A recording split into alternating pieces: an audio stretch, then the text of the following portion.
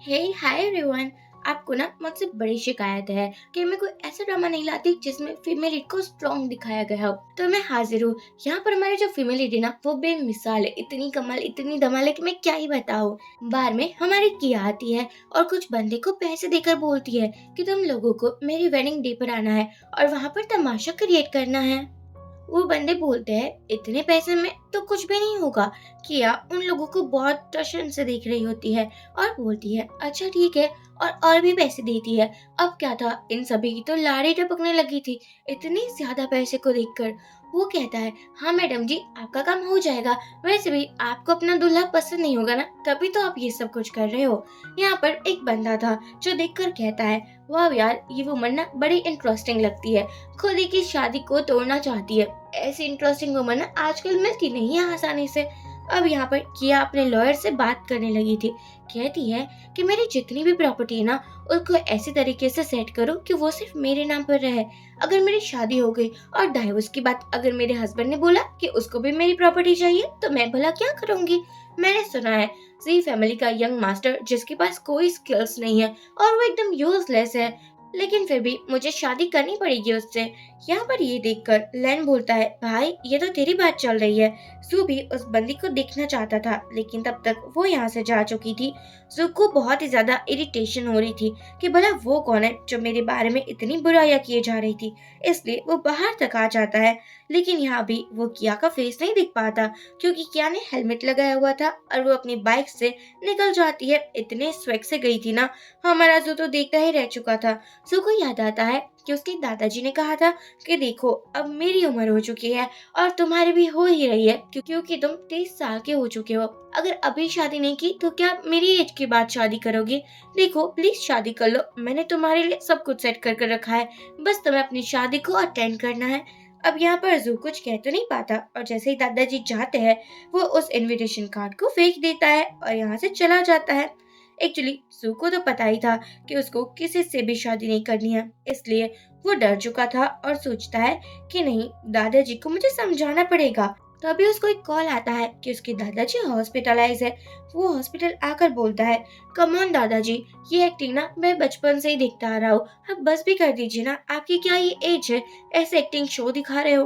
दादाजी बोलते हैं तुम्हें तो मेरी बिल्कुल फिक्र नहीं है, तुम्हारे बदले अगर कोई और लड़का होता ना तो मुझे मेरा पर पोता भी मिल चुका होता, लेकिन तुम हो जो शादी करने को भी रेडी नहीं हो।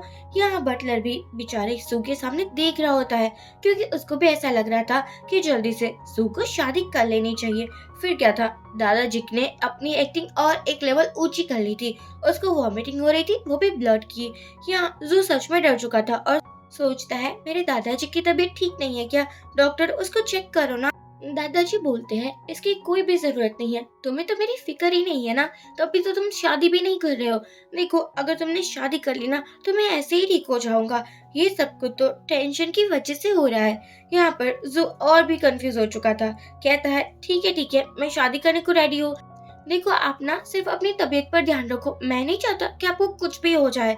अब क्या था, दादाजी तो और भी खुश हो जाते हैं और कहते हैं वाह क्या बात है, तुम सच में मेरे ही पोते हो। लेकिन ये सब कुछ एक्टिंग थी। यहाँ पर जो रेड कलर की बोतल थी वो जो देख लेता है, लेकिन तभी बटलर कहता है बाहर आकर कि देखो इस लड़के से तुम्हें शादी करनी है, फोटो अपने पास ही रखना। अब जू फैमिली कोर्ट में था क्योंकि इसको मैरिज सर्टिफिकेट लेना था।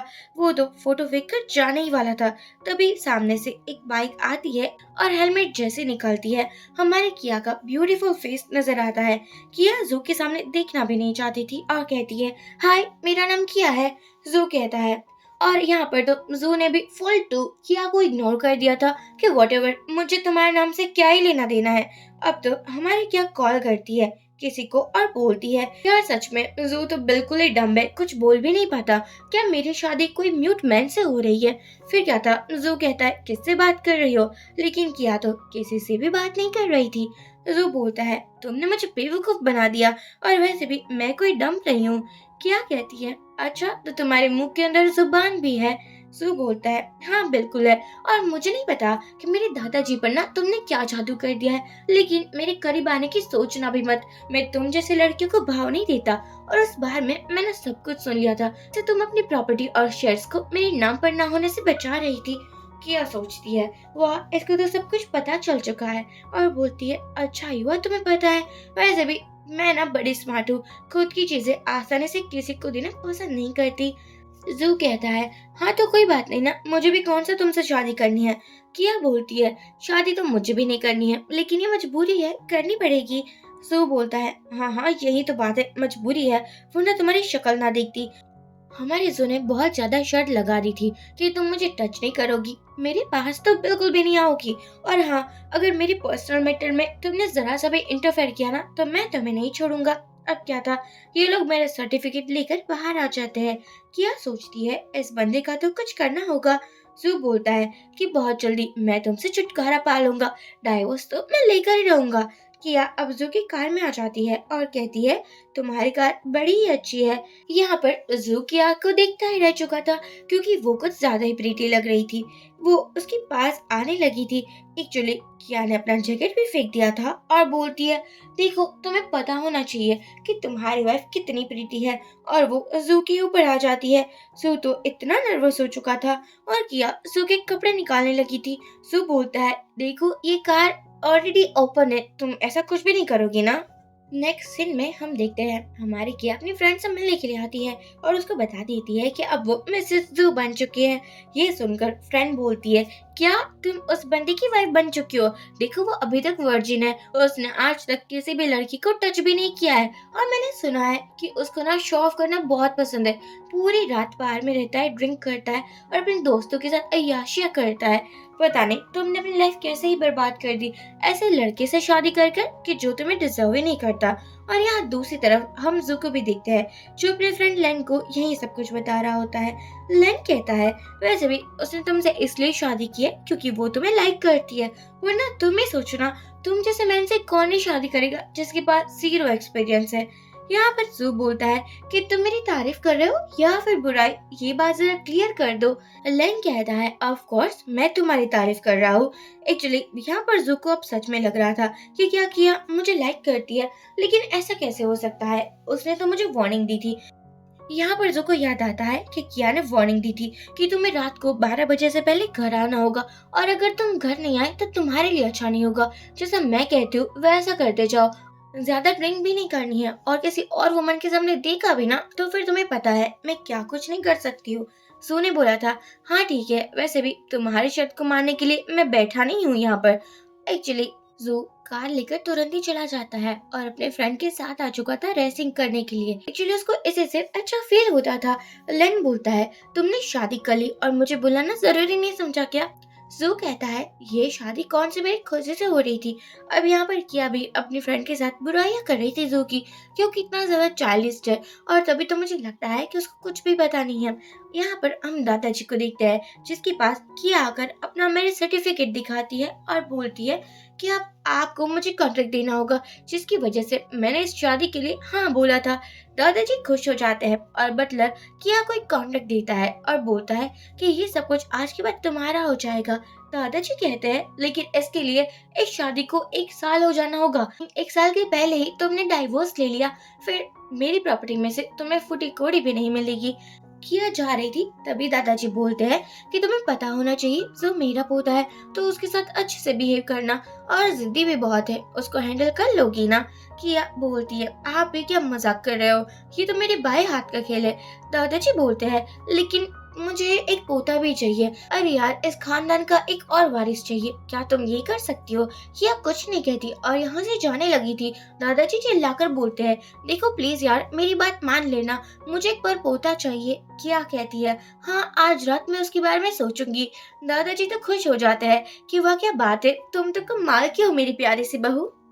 लेन बोलता है भाई कोई भी स्ट्रेंजर तुमसे क्यों ही शादी करेगी, मुझे लगता है कि भाभी तुझे लाइक करती है। तो जो भी सोचता है हाँ मैं हूँ तो हैंडसम और रिच भी, कौन ही लड़की होगी जो मुझे रिजेक्ट करेगी।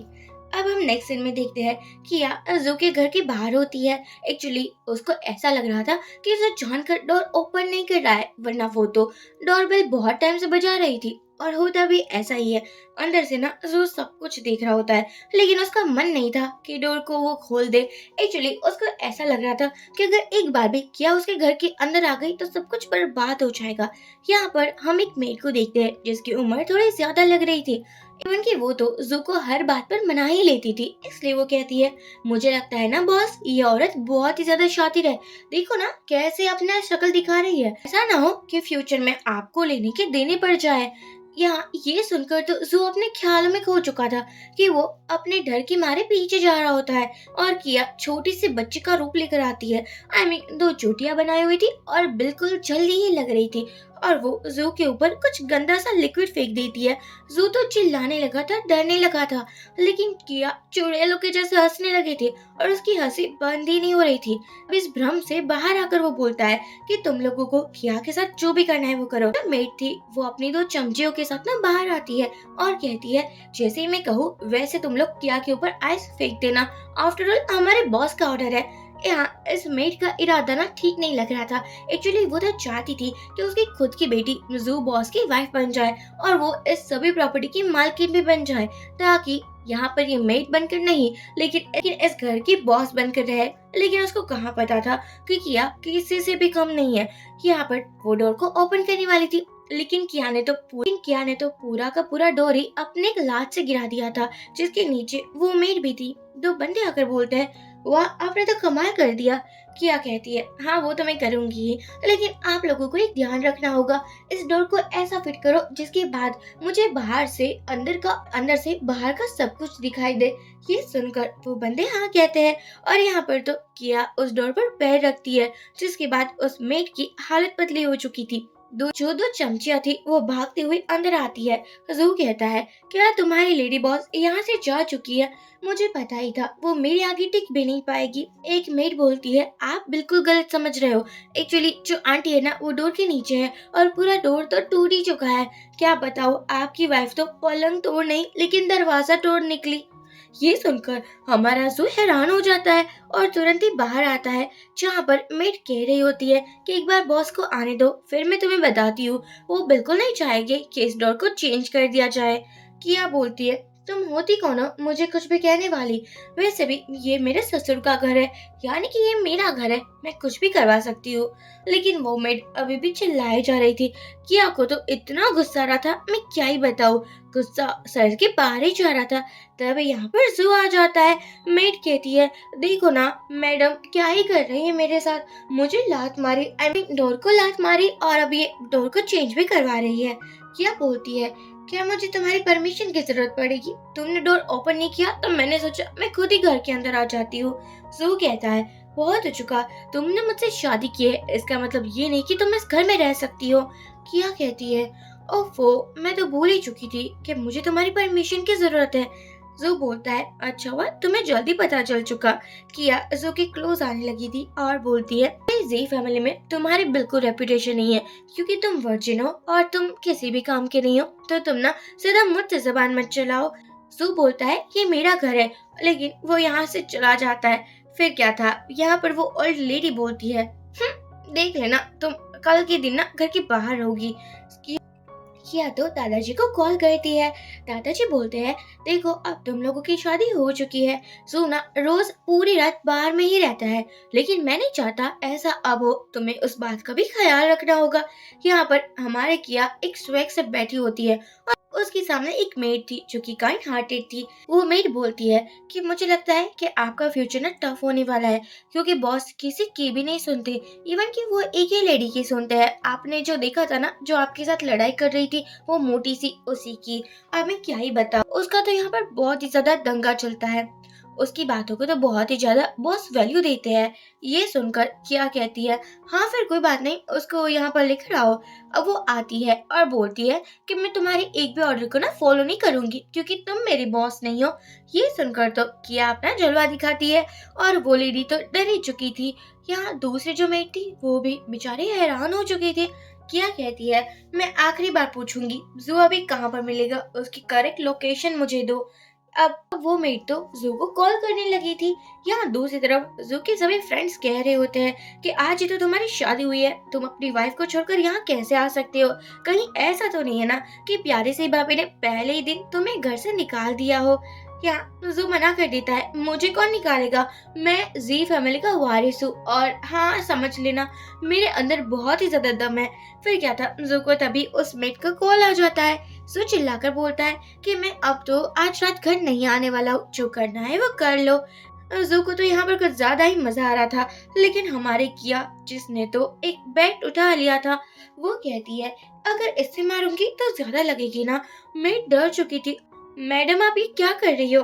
तभी यहाँ पर किया एक गार्डन सीजर को देखती है और सोचती है ये ज्यादा ही अच्छा होगा, और उसको चलाने लगी थी। मेट तो लिटरली डरने लगी थी। एक मिनट सोचती है कि किया बिल्कुल नहीं ऐसा ना हो कि वो जू को सबक सिखाने के लिए उसके पास आ जाए और उसकी प्राइवेट पार्ट पर हिट ही कर दे। इवन कि उसको तो ऐसे सपने भी आ चुके थे। तभी यहाँ पर किया दूसरे गार्डन गैजेट को देखती है और कहती है ये बेटर रहेगा, और उसको चलाने के लिए देखने लगी थी। मेट तो लिटरली डर चुकी थी और सभी लोग कॉल करने लगे थे। एक मेड कॉल करती है दादाजी को और बता देती है कि किया किस हालत में गई है।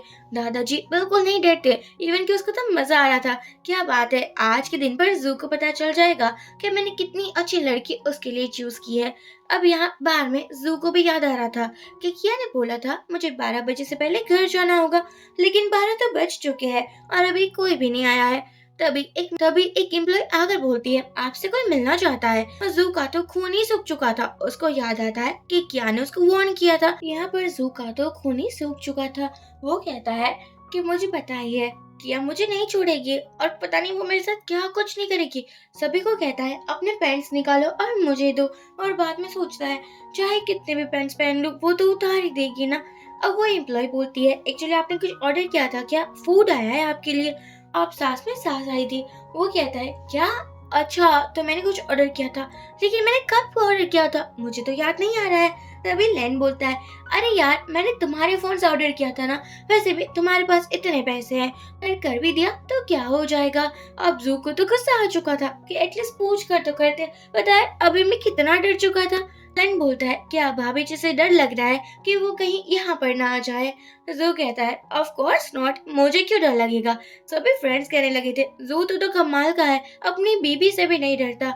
मुझे तो लगता है कि तुम ही हमारे आइडल बनोगे। तभी पर तभी यहाँ पर किया जाती है। जू के साथ उसके सभी फ्रेंड्स भी डर चुके थे।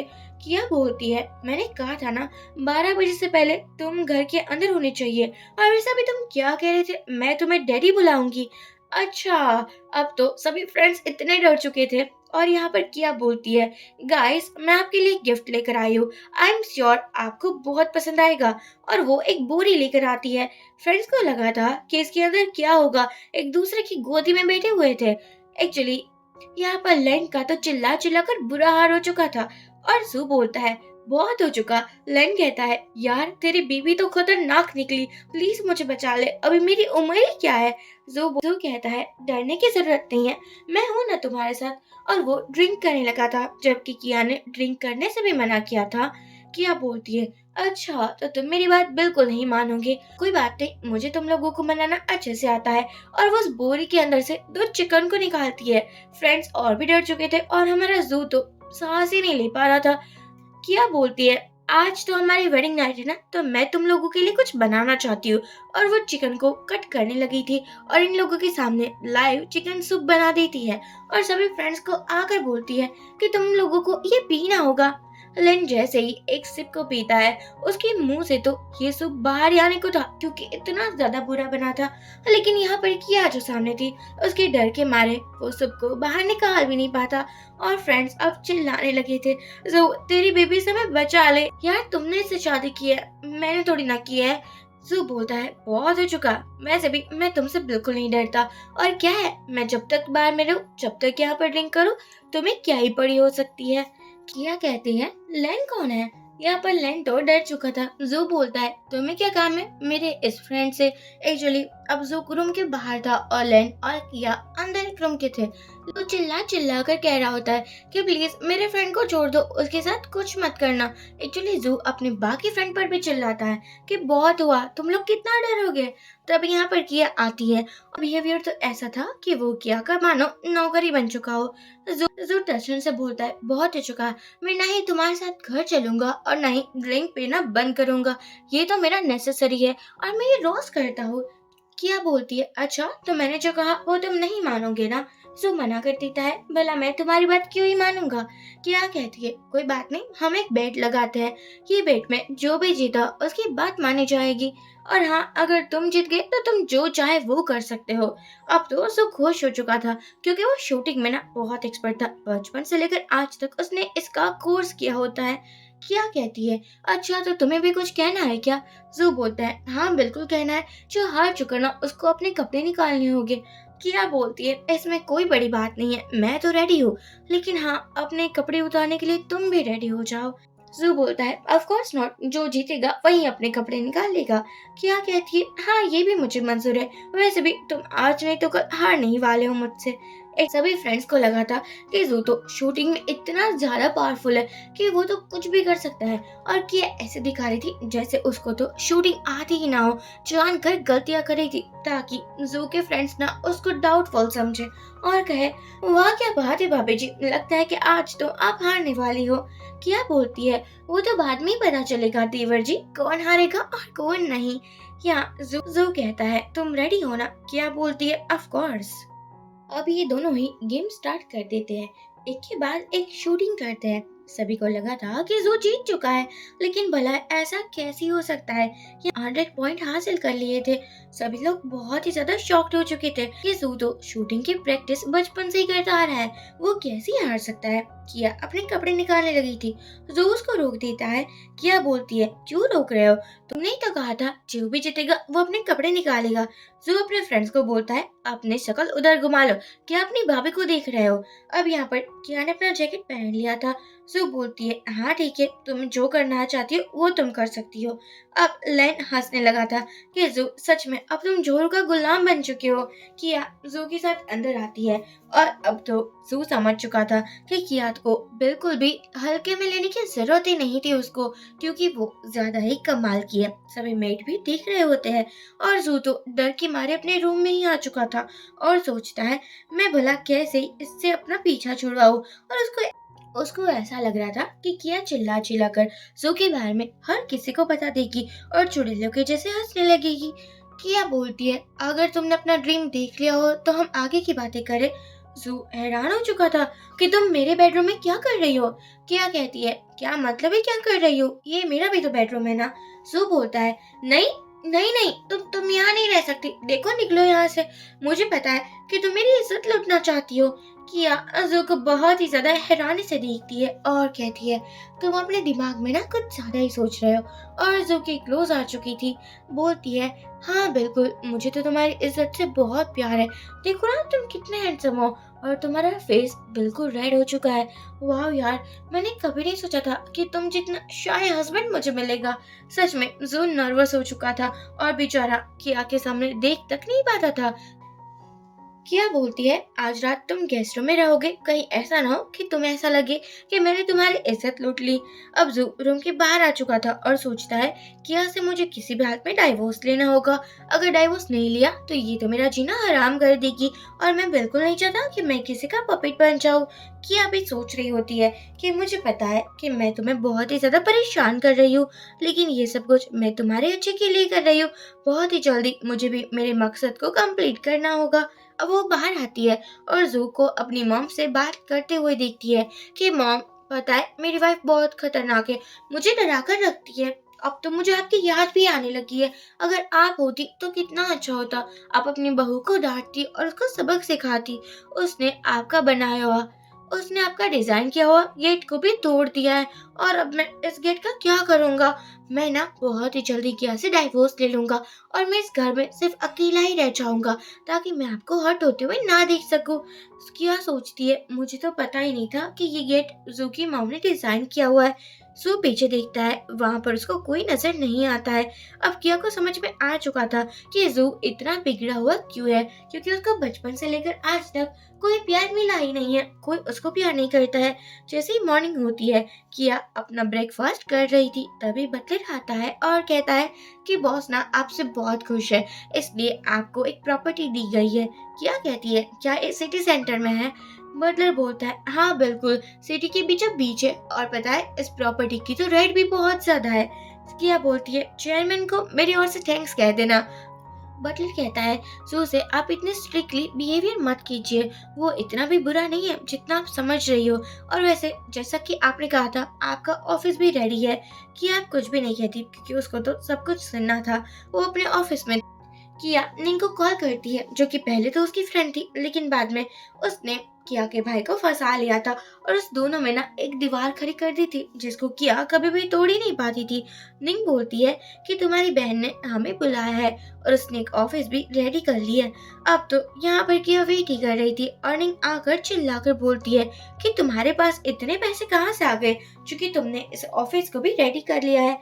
किया बोलती है, क्या करूं, मेरी किस्मत ही अच्छी है, जब से मैंने तुमसे दूर होने का फैसला किया है ना, उसके बाद सब कुछ अच्छा हो रहा है। निंग बोलती है, कौन से रिच मैन को तुमने फंसा कर रखा है, जरा मुझे भी बता दो, ताकि मैं भी उस पर चांस मार पाऊँ।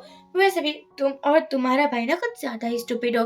तुम्हारी मॉम की डेथ के बाद तुम्हारा भाई तो मेरे पीछे पागल ही हो चुका है।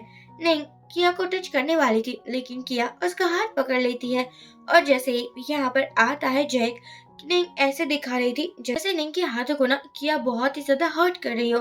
किया बोलती है, बहुत हो चुका, तुम्हारी इस एक्टिंग को देख कर ना मुझे वॉमिटिंग जैसा फील हो रहा है। और अब क्या था, जैसे निंग एक्टिंग कर रही थी, उन सभी को तो किया असलियत में कर ही देती है। वो कहती है कि तुम मेरे भाई के सामने ना मासूम से बनना, मेरे सामने नहीं। यहाँ पर तो जैक भी कुछ बोल नहीं पा रहा था, उसकी सांसें भी अटक चुकी थी। किया एक डंडा ले लेती है। जैक बोलता है, बहन तुम ऐसा नहीं कर सकती हो। अब जैक के पास आ रही थी और कहती है, ये जो तुमने जीन्स पहना है ना, जगह जगह से फटा हुआ है, ये मुझे बिल्कुल पसंद नहीं है। कि लगता है कि किसी जानवर के हेयर है, ऐसे ना मेरी वेडिंग पर मत आना। ये सुनकर जैक कहता है, तुम शादी कर रही हो और तुमने मुझे बताना जरूरी भी नहीं समझा। किया बोलती है, मैं तुम्हें भला क्यों ही बताऊंगी, और तुम्हें बताना क्यों जरूरी है, मुझे ये समझ नहीं आ रहा। तुम तो निंग के पीछे पागल हो ना, तो उसी के पीछे रहो, यहाँ पर मेरे सामने जुबान चलाने की जरूरत नहीं है। जैक बोलता है, तुम बिल्कुल भी नहीं सुधरोगी, पता है तुम ऐसी हो तभी कोई भी तुम्हें लाइक नहीं करता है। यहाँ हम देखते हैं कि जू अपने घर पर था और सोचता है कि मैं कितना ज्यादा कूल हूँ। इवन कि वो जैसे ही देखता है किया सो रही है, वो उसकी क्लोज आ चुका था, और सोचता है जब भी सोती है तो मासूम सी लगती है, और जैसे ही जग जाएगी पूरे घर को अपने सर के ऊपर ही ले लेगी। जू को एक आइडिया आता है, वो किया को परेशान करने वाला था, लेकिन किया ने तो जू को एक पंच मार दिया था। इवन कि ये सब कुछ गलती से हुआ था, लेकिन जू एक सेंसिटिव मैन था, वो डर जाता है और कहता है, बोले अपने ही हस्बैंड को ऐसे कौन मारता है, और तुमने ये बिल्कुल सही नहीं किया है, मैं इस घर को छोड़कर जा रहा हूँ। और वो अपना बैग उठाकर चला जाता है। वो मेड थी, वो ओल्ड मैन को मैसेज कर देती है, और तभी ओल्ड मैन का कॉल आता है। वो पूछते हैं, क्या हो चुका है, शादी को 2 दिन भी नहीं हुए हैं, और जू तो घर छोड़कर भी जा चुका है। जू अब अपने दादाजी के घर पर आता है। दादाजी कहते हैं कि तुम यहाँ के पर क्या कर रहे हो, अभी तो तुम्हारा हनीमून पीरियड चल रहा है ना। या जू सोचता है, पिटाई हो रही है, हनीमून का तो दूर दूर तक कोई भी लेना देना नहीं है मेरे और क्या के बीच में। दादाजी वीडियो कॉल पर किया से बात कर रहे थे। किया बोलती है, अभी जल्दी से घर पर आ जाओ, वरना तुम्हारी मॉम ने जो डिजाइन किया हुआ है ना गेट, उसका मैं कचुम्बर बना दूंगी। और फिर मत बोलना मैंने तुम्हें कुछ बताया नहीं था। यहाँ पर तो मेड भी डरी हुई थी। मेड बोलती है, प्लीज बॉस जल्दी से आ जाइए, वरना पता नहीं हमारे साथ भी क्या कुछ नहीं हो सकता है, आप हमें ऐसे अकेला नहीं छोड़ सकते हैं। जू कहता है, किया मैं तुम्हें नहीं छोड़ूंगा, और यहाँ से चला जाता है। बटलर बोलता है, लगता है किया मैडम की हर एक बात को जू बॉस मानने लगे हैं। सच में आपने बहुत ही अच्छी लड़की जू के लिए चूज की है। जू घर आता है तो वो जो मोटी सी मेड थी ना, वो बोलती है, आपको पता है बॉस, यहाँ मैडम क्या कुछ नहीं करने वाली है, आपकी मॉम ने स्पेशली वो गेट डिजाइन किया था आपके घर के लिए, और वो यूरोप से ऑर्डर भी तो किया गया था ना। अगर मैडम वो गेट को डिस्ट्रॉय कर देगी तो आपकी मॉम का वो आखिरी निशानी है, वो भी तो टूट जाएगा ना। वो तो रोने ही लगी थी, और जू इसकी बातों में आसानी से आ चुका था। जैसे ही जू यहाँ से चला जाता है, उस मेड का असली फेस सामने आता है। यहाँ पर जू आकर बोलता है, किया तुम क्या कर रही हो? लेकिन किया तो उस गेट को डेकोरेट कर रही थी और उसने गेट को तोड़ा फोड़ा था, उसको ठीक कर रही थी, मरम्मत कर रही थी। जू तो किया को देखता रह जाता है। किया कहती है, कहाँ पर खो चुके हो तुम? देखो मैं तो तुम्हारी हेल्प भी कर रही थी। जू अपने गेट को देखता है और सोचता है, हाँ सच में ये तो पहले जैसा हो चुका है। और वो कहती है, और वो बोलता है, तुमने मुझे यहाँ पर फिर क्यों बुलाया अगर तुम्हें यही करना था तो? किया जू को टच कर कर बोलती है, तुम ब्लश कर रहे हो ना, लगता है तुम मुझसे इम्प्रेस हो चुके हो। जू बोलता है, भला नहीं नहीं, तुमसे कौन ही इम्प्रेस होगा, ऐसा तो कुछ भी नहीं है। किया कहती है, हाँ लेकिन लग तो ऐसा ही रहा है। जू कहता है, लेकिन मुझे तुम्हें थैंक यू कहना होगा, और यहाँ से चला जाता है। दूसरी मेट बोलती है, मुझे भी यहाँ से जाना होगा। अब यहाँ पर नींग घर पर आ चुकी थी, जो उसकी मॉम थी। वो कहती है जैक से कि तुम्हारी बहन शादी कर रही है और हमें भी इनविटेशन आया है, यानी कि वो हमसे दोस्ती करना चाहती है, तो हमें तो वहाँ पर जाना ही चाहिए ना। निंग बोलती है, हाँ ऑफ कोर्स हम वहाँ पर जाएंगे, तुम्हें देखना पड़ेगा जैक कि तुम्हारी बहन किससे शादी कर रही है। जैक बोलता है, निंग तुम और आंटी कितने अच्छे हो, किया ने कभी भी तुम लोगों के साथ अच्छे से बात नहीं की है, लेकिन तुम उन लोगों के साथ अच्छे से बात कर रहे हो। निंग तो एक डेविल स्माइल देती है। अब अगले दिन बहुत सारी कार आती है और उसके अंदर से किया एक ब्यूटीफुल ड्रेस पहन कर निकलती है। तो मुंह ही बन चुका था। वो बोलती है कि मुझे पता नहीं था कि तुम पैसों के लिए किसी और मैन के साथ शादी तक कर लोगी। जैक बोलता है, अगर मॉम डैडी ये देखेंगे तो क्या सोचेगी, तुम किसी बुढ़े के साथ कैसे शादी कर सकती हो? यहाँ पर हर कोई बातें कर रहा था कि इतनी ब्यूटीफुल है ये, लेकिन बुढ़े से शादी कर रही है। निंग कहती है, कोई बात नहीं ना, ये किया की लाइफ है, जिससे शादी करनी होगी वो उसी से शादी करेगी, हम उसको रोक थोड़ी ना सकते हैं। जैक बोलता है, तुम बहुत ही इनोसेंट हो, मुझे नहीं लगा था कि तुम मेरी फैमिली की इतनी फिक्र करती हो। तभी यहाँ से बटलर चला जाता है। क्या बोलती है, मैंने कहा था ना ऐसा लुक लेकर मेरी वेडिंग में मत आना, और ये जींस क्या है, आधा फटा हुआ है, ये मुझे बिल्कुल पसंद नहीं है, लगता है तुम्हारा मेक ओवर करना पड़ेगा। और किया तो जींस को कट ही कर देती है। अब तो जैक की इज्जत लूट ही चुकी थी। वो कहता है, बहन तुमने ये क्या किया? और सभी के सामने उसका मजाक ही बन चुका था, हर कोई उस पर हंस रहा था। और जैक तो यहाँ से भाग जाता है। निंग अब अकेली ही रह चुकी थी। तब यहाँ पर जू आता है और निंग कहती है, ये तो जी फैमिली के यंग मास्टर है, यहाँ पर क्या कर रहे हैं और किस काम से आया है? जू की बहुत ही ज्यादा धमाकेदार एंट्री होती है। वो कहता है, तुम तो कह रही थी मैं अगली और ओल्ड हूँ, और मैं उसकी आंखें बिल्कुल लायक नहीं हूँ, वैसे किस एंगल से मैं तुम्हें अगली लगता हूँ?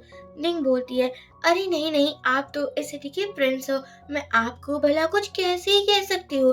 बिल्कुल नहीं, बिल्कुल नहीं। अब ओल्ड मैन के पास बटलर आता है और कहता है, किया मैडम के भाई और उसकी वो वही बेस्ट फ्रेंड आई है जो उसे बिल्कुल लाइक नहीं करती है।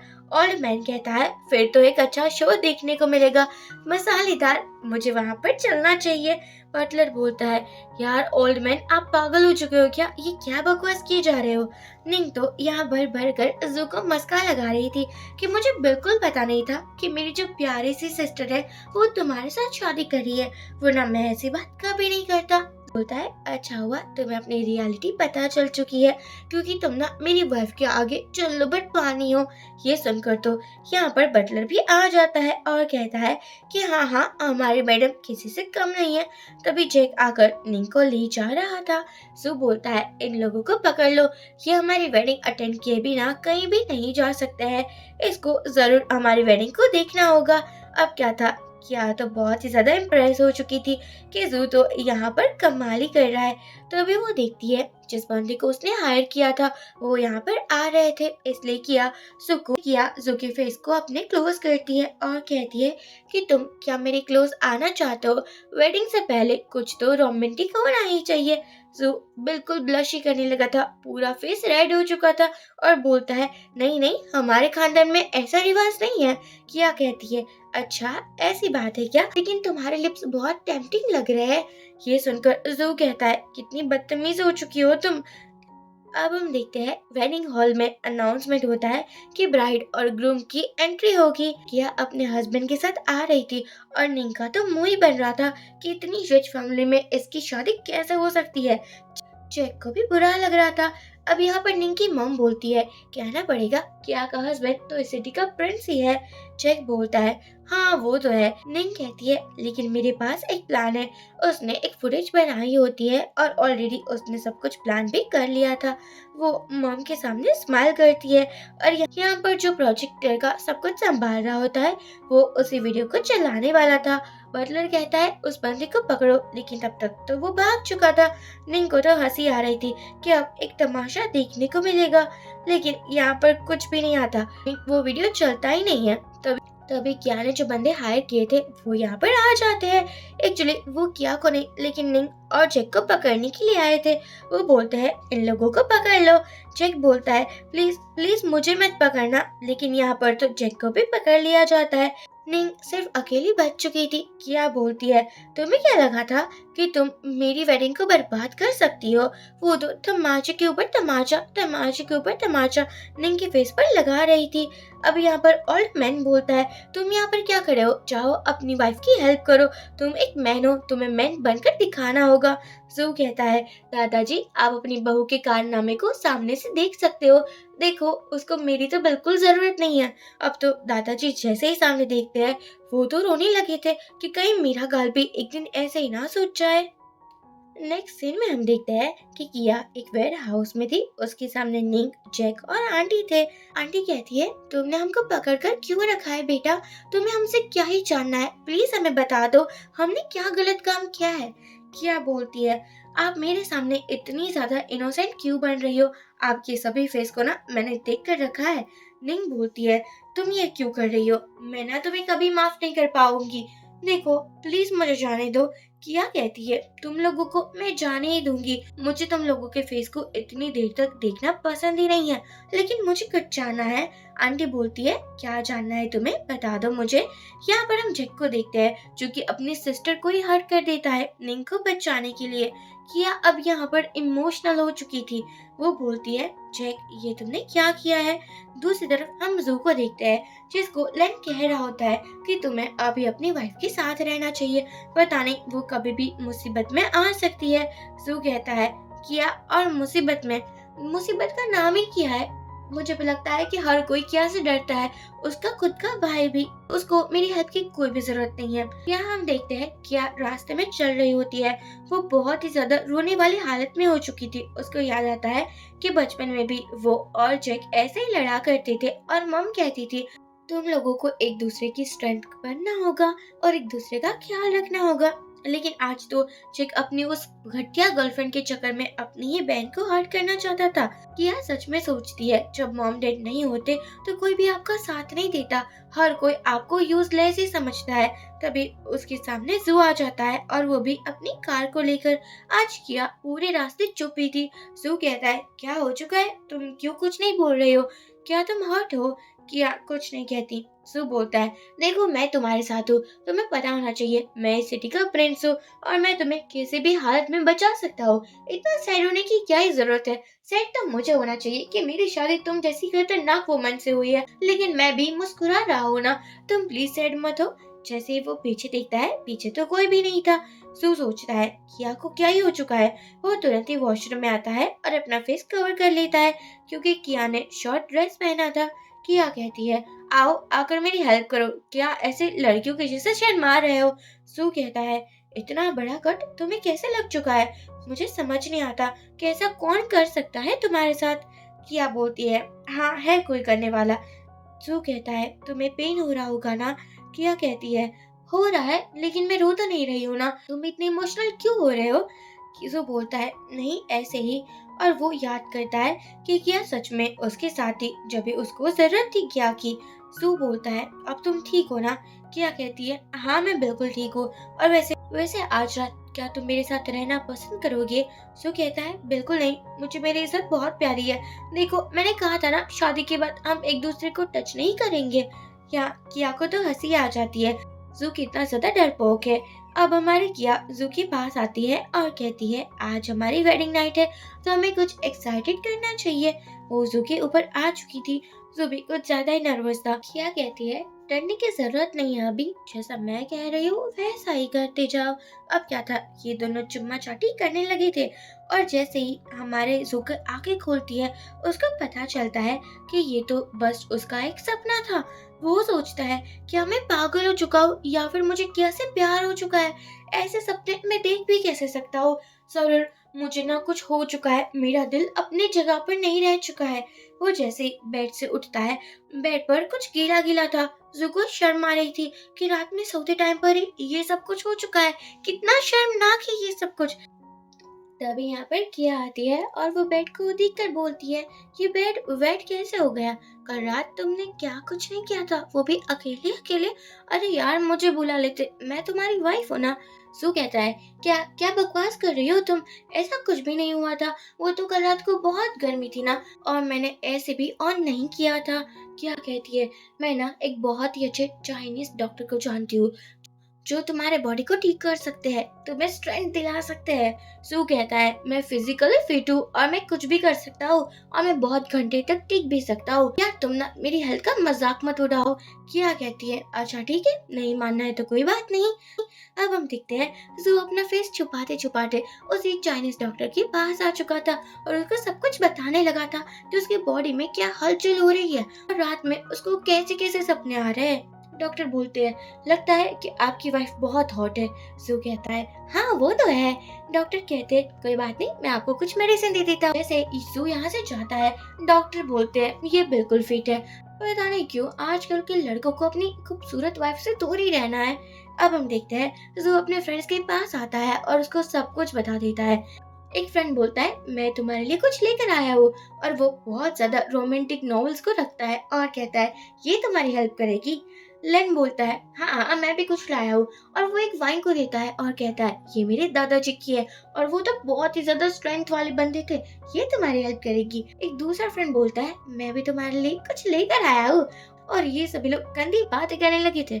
तभी यहाँ पर जू के डैड आ जाते हैं। हर कोई यहाँ से भागने वाला था, लेकिन डैड सभी को मना कर देते हैं, कोई यहाँ से कहीं भी नहीं जाएगा। जू कहता है कि आपको अपने इस बेटे की याद कैसे आ गई पापा? मुझे लगता है कि आप अपनी मिस्ट्रेस के और अपने दूसरे बेटे के साथ बहुत खुश थे। पापा कहते हैं, वो तुम्हारा भाई और तुम जिसको मिस्ट्रेस कह रहे हो ना, वो तुम्हारी मॉम है। जू मना कर देता है कि मेरी मॉम की डेथ बहुत टाइम पहले ही हो चुकी है और मेरी एक ही माँ है, मुझे कोई दूसरी माँ नहीं चाहिए, वो आपकी सेकंड वाइफ है, मेरी दूसरी माँ नहीं बन सकती है। बोलते हैं, बहुत हो चुका। जो कहता है, क्या बात है पापा, अभी तो आपको एक बात और भी याद दिलवानी है। मेरी माँ को मरे हुए कुछ ही दिन हुए थे और आप अपनी मिस्ट्रेस के साथ घर पर आ चुके थे। मैं कुछ भी नहीं भूला हूँ, और हाँ, आपको भी ये बात नहीं भूलना चाहिए कि मैं आपसे नफरत करता हूँ। पापा कहते हैं, मेरी खुद की बेटी की शादी हो चुकी है और ये बात मुझे बाहर वाले लोगों से पता चल रही है। जू कहता है, हाँ हाँ तो क्या हो चुका, मैं आपको अपना पापा समझता ही नहीं हूँ। पापा कहते हैं, बहुत हो चुका, तुम आजकल कुछ ज्यादा ही बदतमीज होते जा रहे हो, अपनी वाइफ को लेकर कल घर आ जाना। जू साफ साफ मना कर देता है, जहाँ पर आपकी मिस्ट्रेस और वो नाजायज बेटा रहता हो। पापा कहते हैं, तुम्हारी मम्मी ने ना अपनी बहू के लिए एक गिफ्ट को सेव कर कर रखा था और वो मेरे घर पर है, क्या तुम अभी भी नहीं आओगे? अब तो जू कंफ्यूज हो जाता है। जू अपने पापा के घर आ चुका था, लेकिन वो ऐसा लग रहा था जैसे किसी के पास से वसूली मांगने जा रहा हो। गेटअप भी कुछ ऐसा था। हमारी किया बोलती है, देखो मैं तुम्हारे साथ हूँ, अगर कुछ भी हो जाए तुम चुप ही रहना, मैं ही बोलूंगी जो भी बोलना है वो। यहाँ जो हाँ कह देता है। ये दोनों ही घर के अंदर आ जाते हैं, जहाँ पर जो की स्टेप मॉम किया को देखकर उसकी तारीफें करने लगी थी कि तुम कितनी ज्यादा प्रिटी हो, मुझे पता नहीं था कि जो को इतनी ज्यादा सुंदर वाइफ मिलेगी। तभी यहाँ पर जो के पापा आते हैं और वो तो जू को देखकर गुस्सा ही करने लगे थे कि तुमने ये कैसा शर्ट पहना हुआ है, देखकर ऐसा लग रहा है कि तुम मेरे बेटे हो ही नहीं, क्योंकि बहुत ही ज्यादा गंदे दिख रहे हो। जू बोलता है, हाँ मैं आप ही पर गया हूँ। स्टेप मॉम कहने लगी थी, अरे नहीं बच्चा है, जाने दो ना। तभी क्या ने यहाँ पर सीसीटीवी कैमरा को देख लिया होता है कि जू की स्टेप मॉम यहाँ पर क्या करना चाहती है। पापा अभी भी जू पर चिल्ला रहे थे, लेकिन जू उसको फुल टू इग्नोर कर देता है। तभी जू का जो स्टेप ब्रदर था वो उसके पास आता है और उसको चिमटी काट लेता है। जिससे जू उसको धक्का देता है। पापा बोलते हैं कि ये तुम्हारा छोटा भाई है, तुम उसके साथ ऐसा बिहेवियर कैसे कर सकते हो। मैंने कभी नहीं सोचा था कि तुम इतने बदतमीज निकलोगे। अब जू को तो रोना ही आ चुका था, क्योंकि उसके पापा सच में उसकी एक भी बातों पर मान ही नहीं रखते थे। हर बार उसको ही गलत समझते थे। लेकिन किया सब कुछ देख रही थी। यहाँ पर हम देखते हैं जू की जो स्टेप मॉम थी वो किया को बोलती है, मैंने तुम्हारे लिए स्पेशली ये डिश बनवाई है। यहाँ किया कहती है, नहीं नहीं, मैं अपने छोटे देवर को दे देती हूँ। जो भाई था वो बोलता है, ये तो कुछ ज्यादा ही ऑयली है, ऐसा खाना कौन ही खाता है। मॉम, आप अच्छा नहीं बना सकते थे क्या। अब तो स्टेप मॉम बहाना लगाने लगी थी, वो एक्चुअली कुक ने शायद गड़बड़ कर दी, वरना मैंने तो कहा था अच्छा ही खाना बनाएंगे। पापा बोलते हैं, लेकिन तुमने तो कहा था स्पेशली तुम जू के लिए खाना बनाओगी, फिर ये सब कुछ क्या है। स्टेप मम बहाना लगाने लगी थी कि मैं इतनी ज्यादा बिजी थी रेडी होने में, तो मैंने कुक को कह दिया था। और लगता है कुक ना कुछ ज्यादा नर्वस है, क्योंकि जू हमारे घर पर आता जाता नहीं है ना, शायद इसलिए। अब यहाँ पर स्टेप ब्रदर को स्टेप मॉम बोलती है कि तुम्हें अपनी भाभी को हेलो कहना चाहिए और उसको ड्रिंक भी देनी चाहिए। यहाँ पर हम देखते हैं कि स्टेप ब्रदर किया के ऊपर ड्रिंक गिराने वाला था, लेकिन किया दूर हो जाती है। अब तो जू कहने लगा था, ये तुम क्या कर रहे हो। किया उसके सामने देखती है ताकि वो कुछ भी ना बोले। अब तो यहाँ पर क्या बोलती है, मैं तुम्हें कुछ देना चाहती हूँ। अब स्टेप मम को लगा था कि जो जेड ब्रेसलेट है वही वो उसके बेटे को देगी, वो तो खुशखुशाल हो चुकी थी।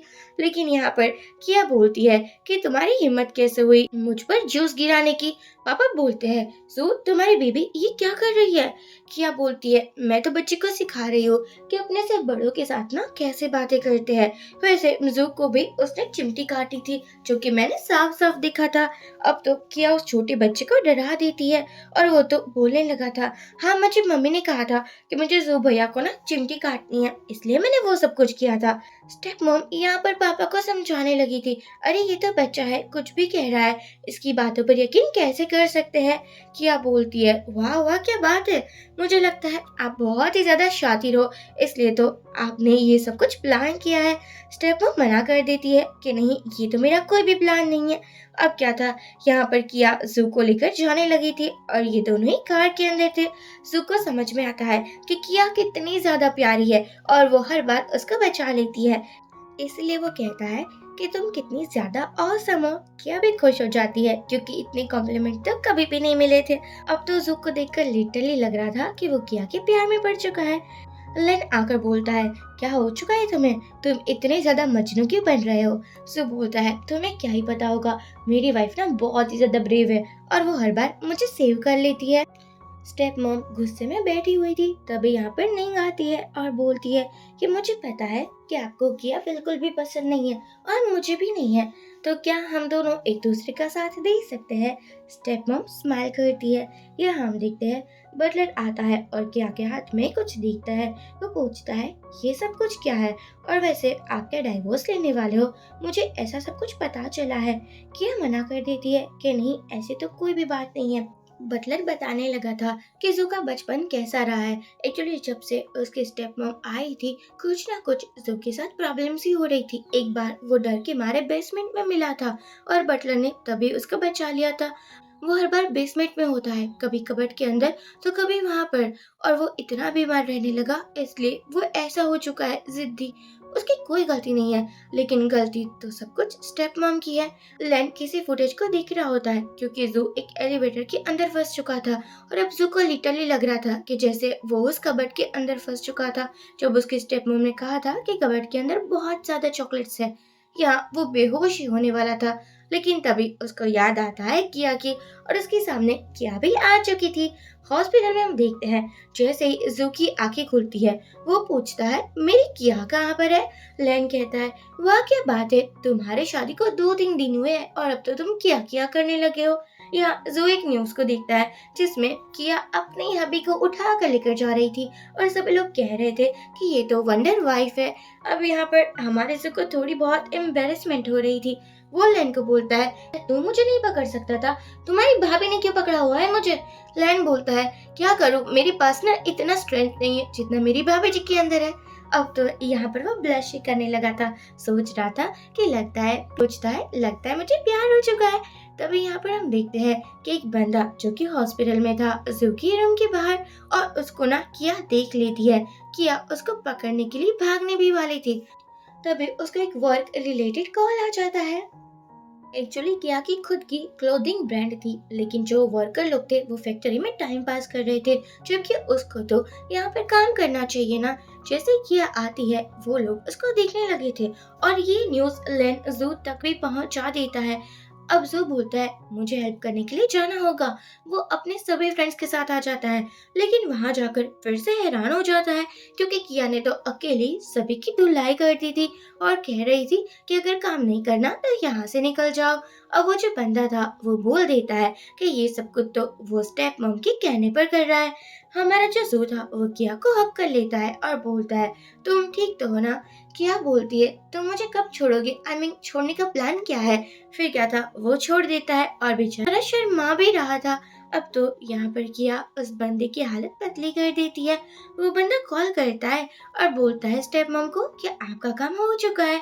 यहाँ पर निगना कुछ ज्यादा ही स्मार्ट थी, उसने कोड रखा हुआ था, क्योंकि उसको पता था कि किया किसी से भी हार नहीं मान सकती। और यहाँ पर वो समझ भी चुकी थी कि हो ना हो किया ने ही जरूर ये सब कुछ प्लान किया हुआ है।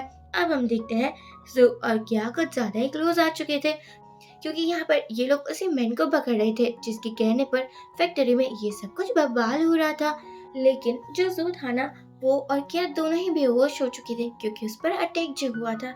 जैसे ही किया और जू की आंखें खुलती है, जू की स्टेप मम उसके सामने थी।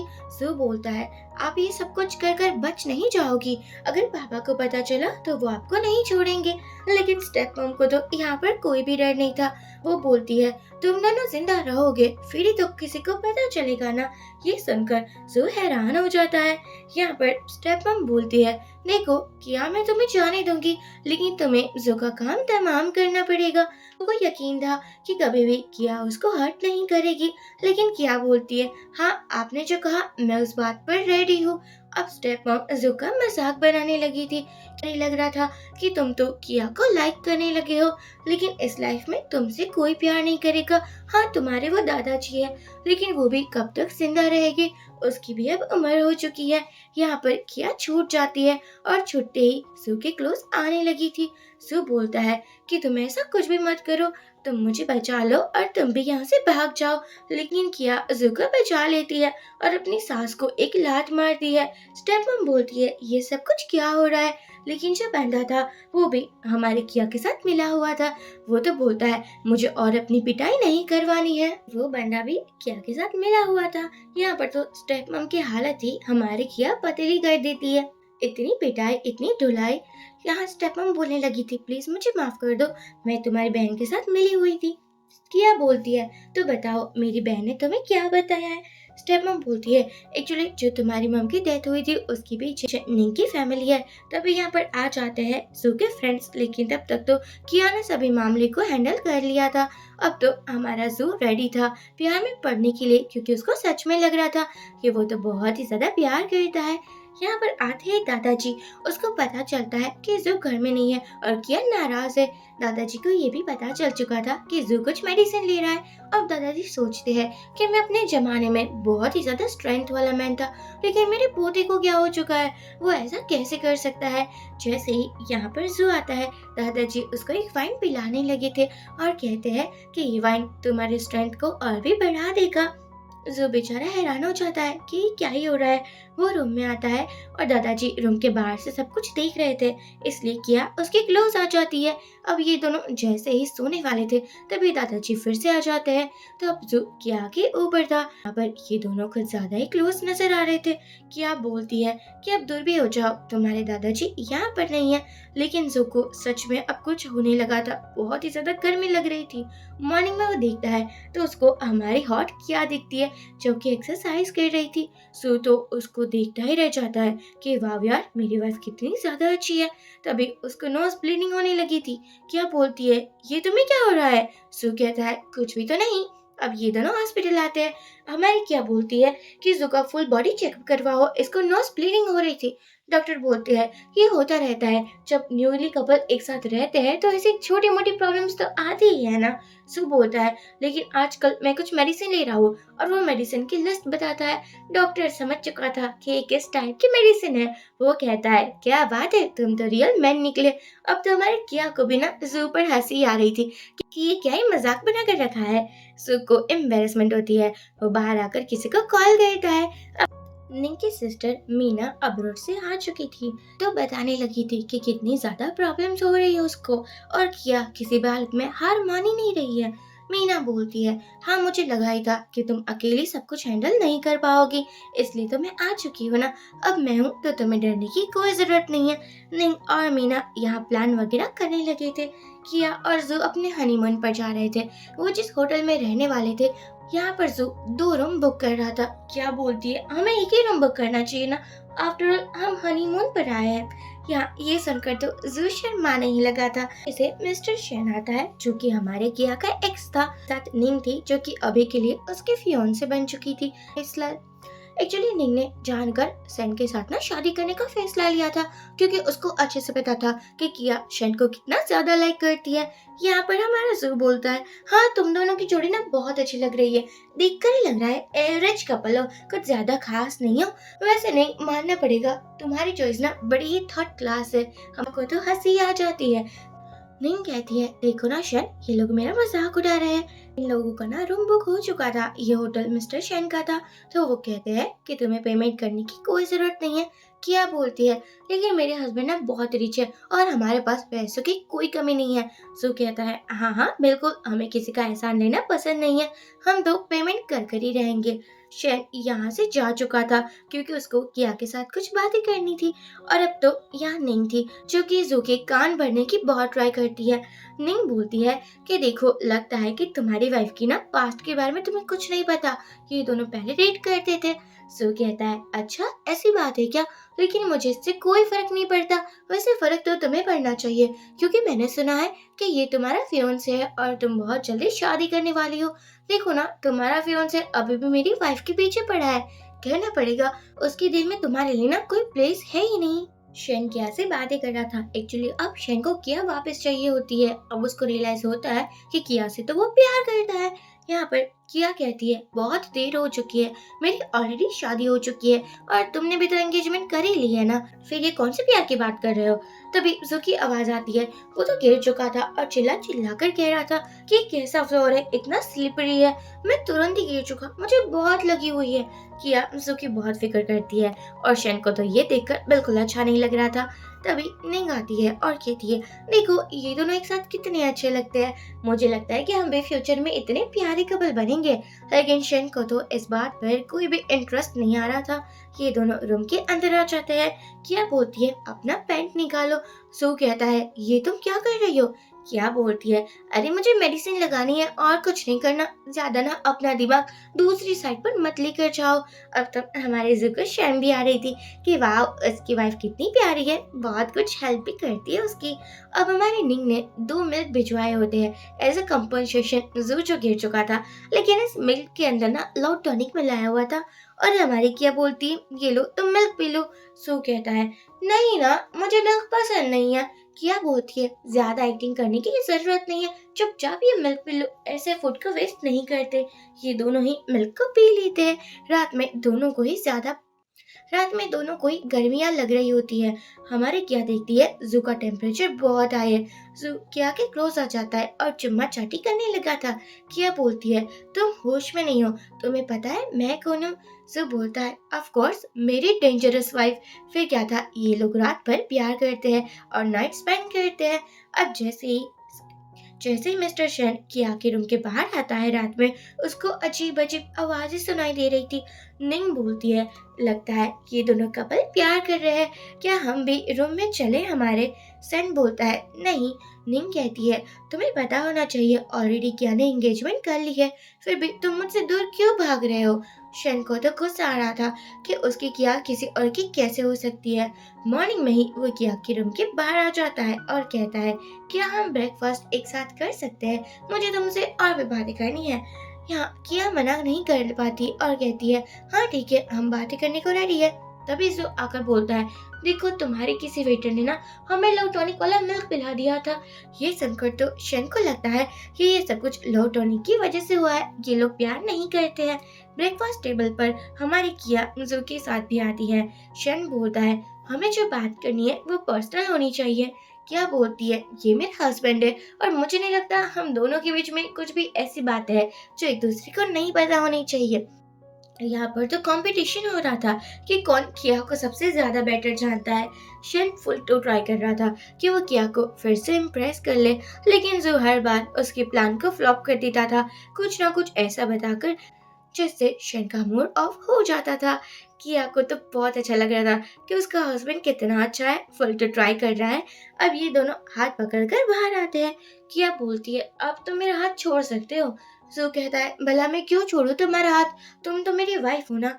किया बोलती है, हाँ हाँ मैं तुम्हारी वाइफ हूँ 1 साल के लिए, क्योंकि उसके बाद तो डाइवोर्स लेना ही है ना। यहाँ जो बोलता है, मैं तुमसे डाइवोर्स नहीं लेने वाला। ये लोग ऐसे ही बातें करते हुए जा रहे थे, लेकिन इन दोनों को कहाँ ही पता था निंग चुड़ैल ने ये सब कुछ सुन लिया है और अब वो बोलती है, लगता है ये बात जो के दादाजी को बताने का टाइम आ चुका है। एक्चुअली अब जो के दादाजी बहुत गुस्से में थे और किया अपने घर आते हैं, दादाजी उसके सामने थे। दादाजी बोलते हैं कि मुझे पता नहीं था मेरा ऐसे कॉन्ट्रैक्ट वेडिंग करेगा। यहाँ जू को पता चल चुका था कि दादाजी को सब पता है। वो कहता है, माफ करना मुझे। क्या बोलती है, आप गलत समझ रहे हो।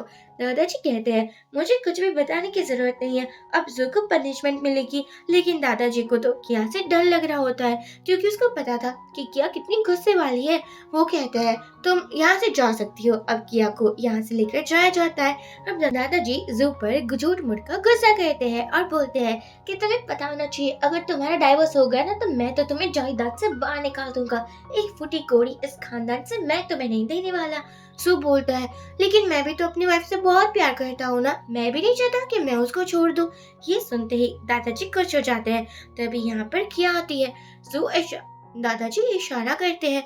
अब तो जो ऐसे दिखा रहा था जैसे उसको बहुत पेन हो रहा हो। वो कहता है, प्लीज वाइफी मुझे यहाँ से लेकर चलो, मुझे यहाँ पर नहीं रहना। ये तो दादाजी नहीं लेकिन हिटलर ही है। अब किया दादाजी को बोलती है, मैं जू को कभी नहीं छोड़ूंगा। अब रूम पर आकर किया जू की मन लंबटी करती है और कॉन्ट्रैक्ट किया देते हुए बोलती है कि ये लो, मुझे क्या करना है वो मैं सोच लूंगी। जू वो कॉन्ट्रैक्ट खा जाता है और बोलता है, कॉन्ट्रैक्ट रहा नहीं है इसका मतलब तुम डाइवोर्स नहीं ले सकती मुझसे। किया को तो हंसी आ चुकी थी कि उसका ये जो हस्बैंड है कितना ज्यादा चाइल्डिश है। तभी यहाँ पर दादाजी आते हैं। सू बोलता है, काम हो चुका दादाजी, वो मुझे नहीं छोड़ने वाले। दादाजी कहते हैं, ये हुई ना बात। तभी जू सोचता है, क्या अकेली गई है, मुझे इसके साथ जाना चाहिए। बटलर कहता है, मैं भी जाऊंगा। यहाँ हम देखते हैं कि किया आती है अपने ऑफिस में और वो बहुत ही ज्यादा टेंशन में लग रही होती है। तभी जू एक लाइव स्ट्रीमिंग करता है जहाँ पर वो शन के रेस्टोरेंट को दिखा रहा था कि वो कितना गंदा है और ये लोग ऐसा खाना बेचते हैं। अब क्या था, शैन तक भी ये न्यूज पहुंच चुकी थी। उसको तो गुस्से पर गुस्सा आ रहा था। किया इम्प्रेस होकर जू के पास आती है और बोलती है, तुमने अच्छा काम किया है। जू कहता है, अगर इतना ही अच्छा काम किया है तो फिर रिवॉर्ड तो बनता है ना। क्या बोलती है, तुम्हें क्या रिवॉर्ड चाहिए बता दो। अब तो जू अपने लिप्स पर इशारा करता है। ये दोनों चुम्मा चाटी करने लगे थे, एक दूसरे को छोड़ ही नहीं रहे थे। तभी यहाँ पर लेन आ जाता है और कहता है, उप्स, मैंने तुम दोनों को देख लिया और वो तो जाने का नाम भी नहीं ले रहा था। जू बोलता है, अरे निकल ना यहाँ से, क्या कर रहा है तू। लन बोलता है, हाँ मैं जा रहा हूँ। अब जू भी लड़ाई करते हुए उसके पीछे चला जाता है। किया शर्माने लगी थी। लन बोलता है, भाई तू इतने आगे पहुंच चुका है, मुझे पता नहीं था। जू बोलता है, अगर तू ना आता तो बहुत खुश हो जाता, लेकिन तू ना मेरी खुशी को देख ही नहीं पाता है। लन बोलता है, वाह भाई वाह, अब तो तू प्यार में पागल हो चुका है। अब हम दूसरी तरफ किया को देखते हैं जो कि घर वापस आ चुकी थी। यहाँ पर मेट तो कुछ बातें कर रही थी। किया आती है और वह देखती है कि जूना बहुत ही ज्यादा फैंसी रूम में शावर ले रहा है। एक्चुअली ये सभी प्लान लैन का था। जू कहता है, ये काम करेगा ना। लैन बोलता है, मैंने ऐसी कितनी बंदियों को यही प्लान से फंसाया है। अब जैसे किया आती है, जू एकदम माचो मैन बनता है और बोलता है, हाय लेडी, कैसी हो तुम। यहाँ किया बोलती है, ये सब कुछ क्या है। तभी जू बेहोश हो जाता है। एक्चुअली उसको ये फ्लावर से एलर्जी थी। यहाँ पर किया उसको लेकर आती है और जल्दी से जू को हॉस्पिटल लाया जाता है। एंड आकर बोलता है, तुम जिंदा तो हो ना, तुम्हें कुछ हुआ तो नहीं है ना। सो बोलता है, तुझे पता था ना मुझे फ्लावर से एलर्जी है और तुमने वही फ्लावर को रखा। लेन बोलता है, अगर इतना दिमाग मेरे पास होता तो मैं यहाँ थोड़ी ना होता। वैसे कोई बात नहीं, हम दोबारा ट्राई करेंगे। भाभी को इम्प्रेस करना है, कौन सी बड़ी बात है। सू बोलता है, नहीं भाई, अब मुझे तेरा आइडिया तो बिल्कुल नहीं चाहिए। तभी यहाँ पर किया आती है। लेन तो रफू चक्कर ही हो चुका था। किया बोलती है, मुझे पता था कि तुम मुझे इम्प्रेस करना चाहते हो, लेकिन खुद को हर्ट कैसे कर सकते हो। जू बोलता है, क्या तुम मेरी फिक्र कर रही हो। किया बोलती है, हाँ फिक्र करनी तो बनती है ना। और बाहर से ये सब कुछ शैन भी सुन रहा होता है। कुछ दिनों बाद हमारा जू ठीक हो चुका था। मैं चाहती थी कि वो अपने अंकल के घर पर जाए और अपनी मॉम के डेथ के बारे में कुछ पता लगाए। में जू भी उसके साथ था। यहाँ हम देखते हैं जो शैन था वो आता है और अंकल से बोलता है कि मैं निंग के साथ रिश्ता तोड़ना चाहता हूँ। निंग बोलती है, मुझे पता है कि आज भी तुम्हारे दिल में किया है, लेकिन कब तक ही तुम उसके पीछे भागोगी, उसकी ऑलरेडी शादी जो हो चुकी है। शैन बता देता है कि निंग ने क्या किया था, उसने मिल्क में लव टॉनिक मिलाया था। ये सुनते ही हमारी निंग मना कर देती है कि नहीं, ऐसा तो कुछ भी मैंने नहीं किया था, आप मेरी बातों पर यकीन कीजिए। अंकल बोलते हैं, हाँ मैं जानता हूँ कि तुम ऐसा कभी भी नहीं कर सकती। अब तो यहाँ पर कुछ फोटोज वगैरह दिखाए जाते हैं जिसमें किया किसी और मैन के साथ पर थी। अंकल बोलते हैं, ये क्या है किया, तुम क्या हमारी रेपुटेशन का फालूदा बनाना चाहती हो, तुम ऐसा कैसे कर सकती हो। अब तो मीना भी बोलने लगी थी, मैंने तो पापा पहले ही कहा था कि किया को आप अपनी बेटी समझते हो, लेकिन वो बिल्कुल इस खानदान की कहलाने के लायक नहीं है। जो मीना का हाथ पकड़ लेता है। किया बोलती है, मेरे पास भी कुछ दिखाने को है। वो एक वीडियो चलाती है जिसमें हमारी रिंग वहीं ओल्ड मैन के साथ थी और वो कहती है, पहले कुछ करने से पहले मुझे फोटोज लेने हैं। कहता है, हाँ कोई भी बात नहीं है। शन कहता है, अब तो आपको पता चल ही चुका है ना निंग कैसी है, अब मैं एंगेजमेंट बिल्कुल नहीं रखना चाहता, ये एंगेजमेंट मैं तोड़ रहा हूँ। फिर क्या था, निंग का तो दिल ही टूट चुका था, बेचारी रो रही थी और यहाँ से भाग जाती है। मीना उसको रोक लेती है और कहती है, कुछ भी अपने मुंह से मत बोलना। अंकल बोलते हैं कि तुम लोग यहाँ पर ही रहोगे। एक्चुअली जैसे ही शैन किया के क्लोज आने वाला था, सो बीच में आ जाता है और कहता है, मेरी वाइफ से दूर रहो, तुम्हारा जैसे वो सिंगल नहीं है। शैन कहता है, हाँ हाँ पता है। अब यहाँ पर जो अपना वेडिंग सर्टिफिकेट दिखाता है। अंकल सोचते हैं, ये तो जी फैमिली से है ना, और ये बहुत ही ज्यादा रिच है, क्या को इतना रिच हस्बैंड कहाँ से मिल चुका है। क्या बोलती है, मैं यहाँ पर कुछ दिन रहना चाहती हूँ, आफ्टर ऑल ये मेरी मॉम डैड का घर जो है। अब तो मीना को गुस्सा आने लगा था कि ये लड़की को सब कुछ अच्छा ही मिलता है और मुझे इतना अच्छा कभी क्यों नहीं मिलता, इसकी इसकी किस्मत इतनी चमक क्यों रही है। किया आती है तो जो आराम से लेटा हुआ था। जो जैसे ही किया को देखता है वो कहता है, एक्चुअली कुछ तो करना बनता है। जो बोलता है, हाँ क्यों नहीं। अब तो किया शर्माने लगी थी और ये लोग फिर से टाइम स्पेंड करते हैं। किया बोलती है, ये तुमने बिल्कुल ठीक नहीं किया, तुमने तो बस चुम्मा चाटी की बात की थी और तुम देखो कितने आगे बढ़ चुके हो। जो कहता है, मैं अभी शावर लेकर आया। किया तो शर्माने लगी थी। अब यहाँ पर निंग और मीना बातें कर रहे होते हैं। मीना बोलती है कि किसी भी हालत में किया और जू का डाइवोर्स होना चाहिए, अगर जू किया के साथ है तो वो तो हमसे संभली नहीं संभलेगी। यहाँ पर मीना देखती है कि कोई वॉशरूम में जा रहा है, वो सोचती है कि किया जा रही है। फिर क्या था, वो तो जू के रूम में आ जाती है। ब्रदर इन लो, मैं आपके लिए वाटर लेकर आई हूँ, और बेड पर आ जाती है। क्या बेड में तो किया थी ना, वो बोलती है, तुम क्या करने की ट्राई कर रही हो। बेचारे मीना का तो पोपट ही बन चुका था, वो बहुत ही ज्यादा अपना मुंह छुपाते हुए भाग जाती है। किया को गुस्सा आ रहा था कि ये बंदी मेरे हस्बैंड को पटाने की ट्राई कर रही है, ऐसा कैसे हो सकता है। जैसे ही जो आता है, किया उसके नाराज थी। सो बोलता है, ओफो, अब मैंने भला क्या ही कर दिया, ये तो तुम्हारी बहन है जो मेरे पीछे पड़ी है। क्या बोलती है, अब हम प्लान स्टार्ट करेंगे। यहाँ पर अंकल सो रहे होते हैं और जू एक भूतनी बनकर आता है और उसको डरा देता है। बाहर आकर बोलता है, तुम्हारे अंकल विदाउट क्लोथ सोते हैं, ये बात मुझे पता नहीं थी, वरना मैं वहाँ नहीं जाता। निंग बोलती है, बहुत हो चुका, अब दूसरा प्लान स्टार्ट करते हैं। जैसे ही अंकल को थोड़ा बहुत होश आता है, यहाँ पर फिर से जू ने उसको डराना स्टार्ट कर दिया था और अंकल सब कुछ बोलने लगे थे कि कैसे उसने किया कि मॉम का एक्सीडेंट करवाया था। अगले दिन सू बोलता है, मैं एक समन को जानता हूँ, और यहाँ पर आ जाता है एक समन और बोलता है, और सभी की वो रात को खोल देता है कि जैसे निंग ने एक सर्जरी करवाई है और कल रात अंकल को बहुत ही ज्यादा सपने आ रहे थे। इवन कि वो मीना के एक्स बॉयफ्रेंड के बारे में भी बता देता है। अब तो अंकल को यकीन होने लगा था। ये बंदा बोलता है मुझे 1 मिलियन चाहिए। अंकल बोलते हैं क्या इतने ज्यादा पैसे? तभी यहाँ पर वही मेड आ चुकी थी अच्छे कपड़े पहनकर कि प्लीज प्लीज मेरे घर में भूत है, आप उसको भगा दीजिए ना, आप कहेंगे तो मैं आपको 5 मिलियन भी देने को रेडी हूँ। अंकल बोलते हैं नहीं नहीं, मैं तुम्हें 6 मिलियन दूंगा, तुम पहले मेरी प्रॉब्लम सॉल्व करोगे। फिर क्या था, वो लेडी यहाँ पर रहती है। अब तो वो समन मान चुका था और कहता है कि आप लोगों को मंदिर पर जाकर अपने माथा पीटना होगा, अपने पापों का पश्चाताप करना, अपने पापों का गुनाह का पश्चाताप करना होगा। यहाँ पर सभी लोग मान जाते हैं। अब बाहर आकर मेड और लिन दोनों ही खुश हो रहे होते हैं। 5 मिलियन हो गए।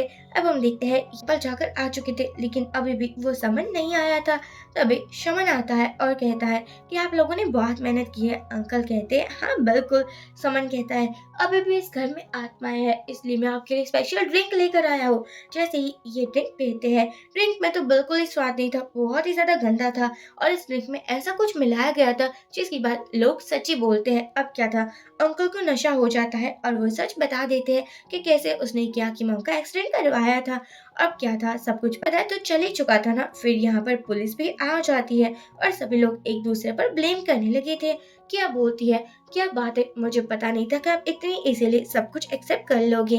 तो जो जैक था वो भी माफी मांग रहा था, मुझे नहीं पता था अंकल आंटी इतने गंदे निकलेंगे, वरना मैं उन लोगों के साथ कभी ना रहता। यहाँ पर क्या कहती है, कोई बात नहीं, लेकिन अगर दूसरी बार मिलो ना तो ऐसे गंदे बाल और ये फटे हुए जींस पहनकर मत आ जाना, मुझे तो ये बिल्कुल भी पसंद नहीं है। अब तो जैक समझ चुका था कि उसकी बहन ने उसको माफ कर दिया है। किया और जूना कुछ ज्यादा ही खुश रहने लगे थे।